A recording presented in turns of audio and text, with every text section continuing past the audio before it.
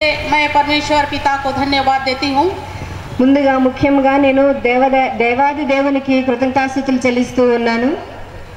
जो उन्होंने हमें यहाँ पर इस सभा में सम्मिलित होने के लिए एक सुंदर अवसर दिया।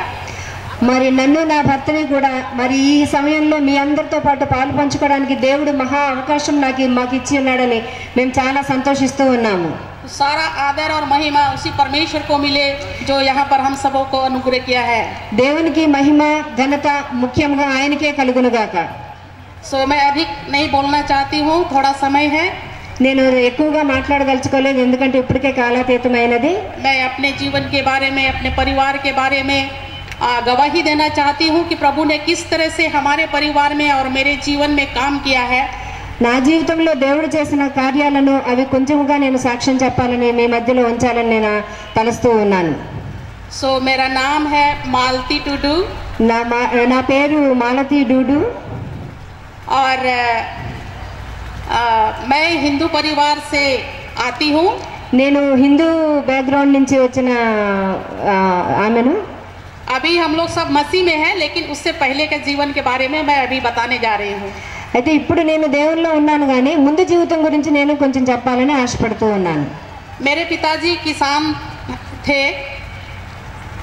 किसान మరి మా నాన్నగారు వ్యవసాయకులై ఉంటూ ఉన్నారు. और एक पुजारी भी थे।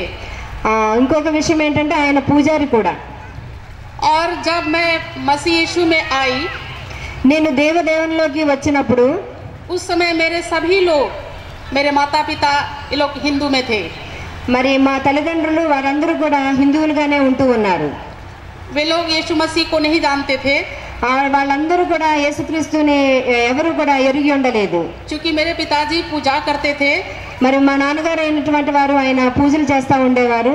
और बचपन से मैं भी उस पूजा में जो कुछ भी आवश्यकता होती थी, कुछ काम करने के लिए या कुछ सामानों को जुटाना पूजा के लिए, और मुझको वो करना पड़ता था।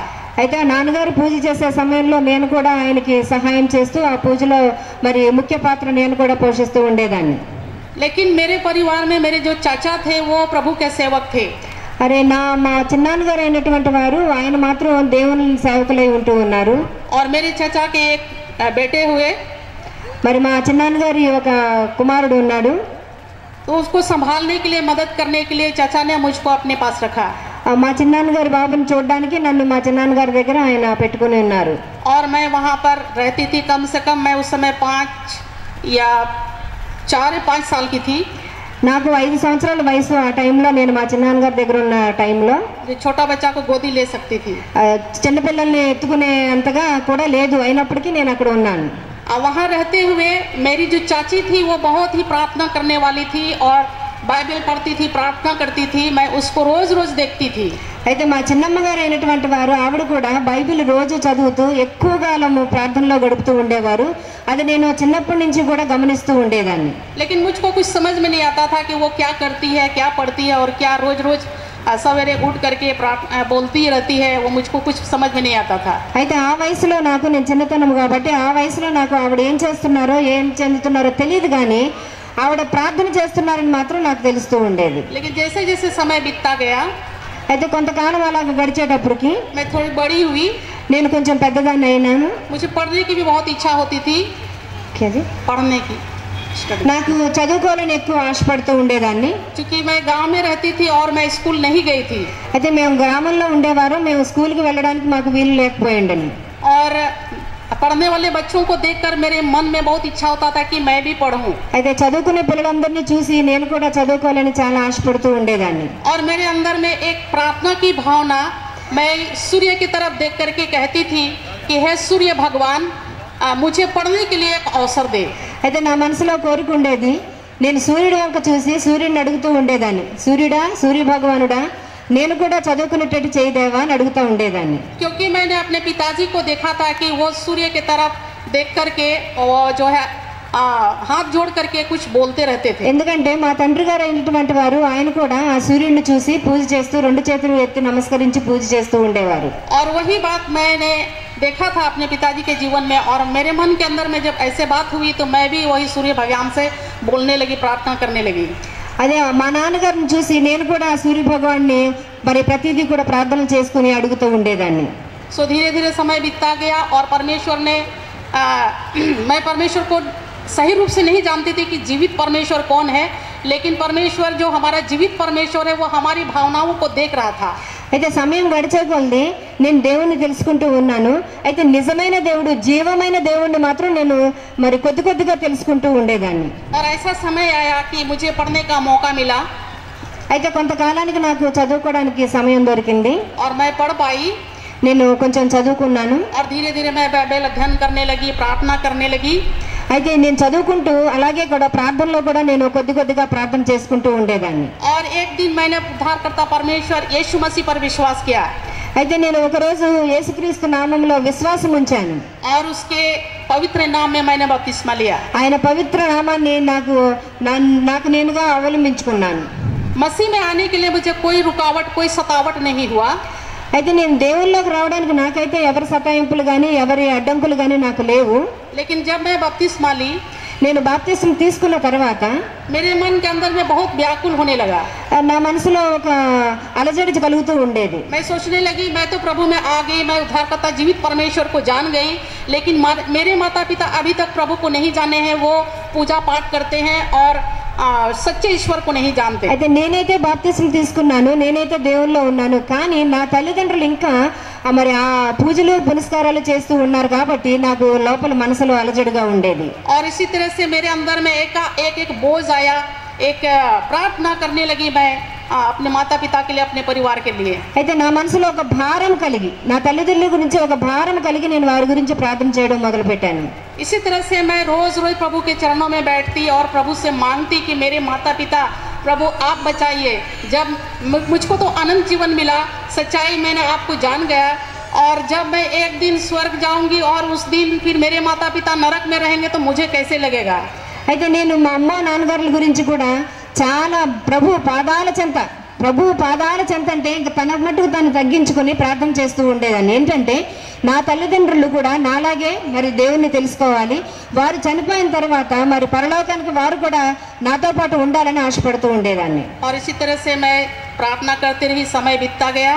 అయితే ఇలాగ నేను ప్రార్థన చేస్తూ ఉండగా సమయం గడుస్తూ ఉన్నది. फिर मेरे शादी के समय शादी की बातें आई, शादी की उम्र में आ गई मैं. అయితే మరి నేను యుక్త వయసుకు వచ్చి ఉన్నాను. నా పెండ్లి విషయాలు కూడా తల్లిదండ్రులు మాట్లాడుతూ ఉండేవారు. मैंने प्रभु से कहा, प्रभु मैं किसी हिंदू परिवार में नहीं शादी करूंगी. మరి నేను యేసయ్యతో మాట్లాడుతూ ఉండేదాన్ని, ప్రభువా నేను హిందువుల కుటుంబంలోంచి మరి పెళ్లి చేసుకోను ఎవరిని అని అనుకుంటూ ఉండేదాన్ని. यदि आप मेरे लिए मसीही परिवार में कोई लड़का खोजेंगे या देंगे या भेजेंगे तो मैं उनको एक्सेप्ट करूंगी या तो नहीं करूंगी. అయితే నాకు దేవుని కుటుంబంలో నుంచి, యేసయ్య కుటుంబంలో నుంచి ఎవరినైనా తీసుకుని వచ్చి నాకు పెళ్లి చేస్తేనే కానీ నేను పెళ్లి చేసుకోను ప్రభు అని నేను ప్రార్థన చేసుకుంటూ ఉండేదాన్ని. कुछ दिन के बाद मेरे रिश्ते में आया 2 जन. అయితే మా చుట్టాల్లోంచి ఒక 2 మనుషులు వచ్చారు. एक बैंक में नौकरी करता था, ఒక ఆయన మరి బ్యాంకులో పనిచేస్తున్నారు, एक रेलवे में नौकरी करता था, ఇంకొక ఆయన రైల్వేస్ లో చేస్తా ఉన్నారు. लेकिन दोनों हिंदू थे. మరి వారిద్దరు కూడా హిందువులై ఉంటున్నారు. हमारे घर वाले, मेरी नानी जो है, मेरी फूफू जो है, बहुत प्रेस किया कि तुम शादी करो, अच्छा है, नौकरी करता है. అయితే మా మేనత్త గారు మా అమ్మమ్మ గారు కూడా వారిద్దరికి ఎవరో ఒకరికి పెళ్లి చేయాలని చాలా మరి అంటే మంచి ఉద్యోగం కాబట్టి నిన్ను సెటిల్ చేస్తామని వారు ఆశపడ్డారు, మా అమ్మమ్మ గారు మేనత్త గారు. लेकिन मैंने उसको स्वीकार नहीं किया.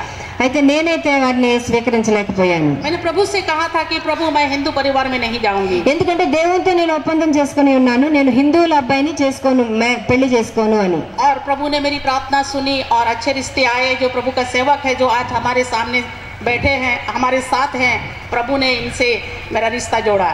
అయితే ప్రభు నా ప్రార్థన ఆలకించి, మనం ఏది కోరుకున్నా ఆలకించే దేవుడు మన దేవుడు. ఆలకించి ఆయన నాకు మంచి భర్తను అనుగ్రహించి ఉన్నారు. ఆయన ఇక్కడే కూర్చొని ఉన్నారు. तो उसके लिए मैं प्रभु का धन्यवाद करती हूँ. అయితే ఈ విషయంలో నేను దేవదేవునికి మరి ధన్యవాదాలు తెలియజేసుకుంటూ ఉన్నాను.